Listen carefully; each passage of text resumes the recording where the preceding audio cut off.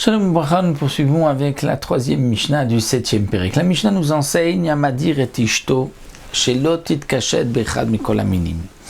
Si un homme interdit à sa femme de utiliser, de se parer, cachette, dire de bijoux avec echad mikol haminim. En général, à l'époque de l'Agma, le kishout, c'était plutôt des parfums, donc il va interdire à sa femme de se parfumer avec une espèce particulière. Comment le mari peut interdire à sa femme de se parfumer? Comme nous l'avons vu dans la Mishnah précédente, il n'est pas maître de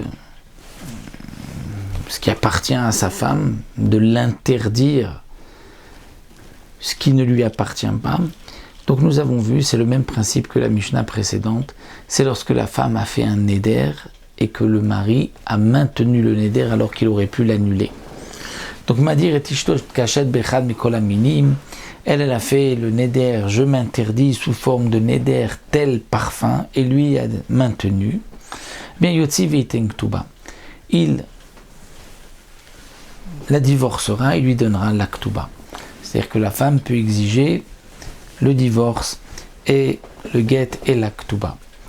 Pourquoi on n'attend pas, un peu comme la Mishnah précédente, un jour et tout de suite il divorce? Alors les Mefarshim m'expliquaient, puisque la femme se dit j'ai fait un néder et il l'a maintenu, c'est que d'une certaine manière il me déteste et donc il ne veut pas habiter avec moi.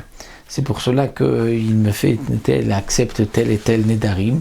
Donc puisque c'est difficile pour la femme une telle chose, les Chachamim m'ont dit, elle peut exiger son get et recevoir sa ktuba.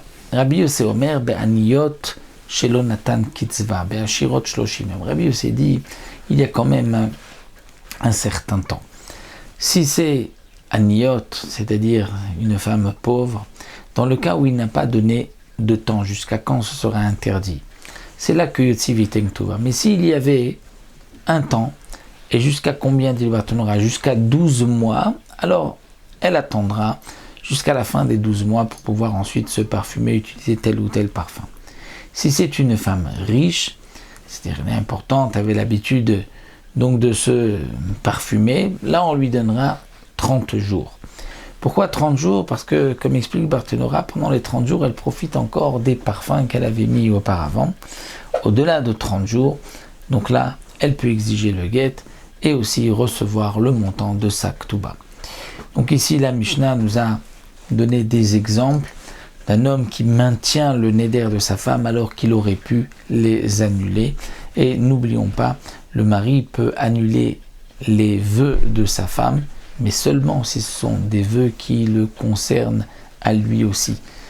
Lorsqu'elle ne va pas se parfumer, c'est quelque chose qui peut le déranger aussi, donc il a la possibilité d'annuler ce vœu. Mais il y a des vœux qu'un mari ne peut pas annuler. Si c'est quelque chose qui ne le regarde pas, ce qui n'est pas, on appelle dans la Mishnah, beno lebena, entre lui et elle, dans ce cas-là, il ne pourra pas l'annuler. C'est un petit peu ce que nous verrons, Bezrat Hashem, dans les Mishnayot, la Mishnah prochaine, nous verrons un exemple d'un vœu qui n'est pas beno lebena.